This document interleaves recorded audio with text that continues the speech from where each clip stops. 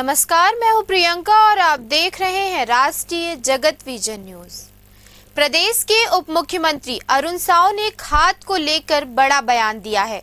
उन्होंने कहा कि राज्य में खाद की कोई ब्लैक मार्केटिंग नहीं हो रही है। किसानों को सोसाइटी के जरिए पर्याप्त मात्रा में खाद उपलब्ध कराया जा रहा है। अरुण साव ने कहा कि भारत सरकार किसानों को नाम मात्र कीमत पर खाद उपलब्ध करा रही है। अंतर्राष्ट्रीय बाजार में खाद की कीमतें बढ़ने के बावजूद केंद्र सरकार ने उसका असर किसानों तक नहीं पहुंचने दिया। सुनिए उन्होंने क्या कहा। देखिए, खादों का कोई ब्लैक मार्केटिंग नहीं हो रही है।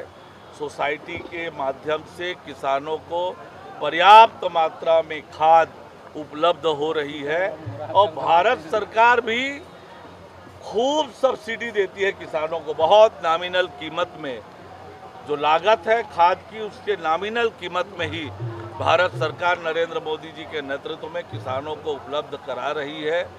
अंतर्राष्ट्रीय स्तर पर परिस्थितियां बदलने के बावजूद जो अंतर्राष्ट्रीय स्तर पर फर्टिलाइज़र की कीमतें बढ़ी, वो भी पूरा भारत सरकार ने वहन किया है और इसलिए किसानों को कम कीमत पर खाद उपलब्ध हो, नरेंद्र मोदी जी और विष्णुदेव साय जी के नेतृत्व में डबल इंजन की सरकार कर रही है। फिलहाल इस खबर में इतना ही। देश प्रदेश की खबरों से अपडेटेड रहने के लिए हमारे चैनल को सब्सक्राइब करें। नए खबरों की नोटिफिकेशन के लिए बेल आइकॉन जरूर दबाएं। नमस्कार।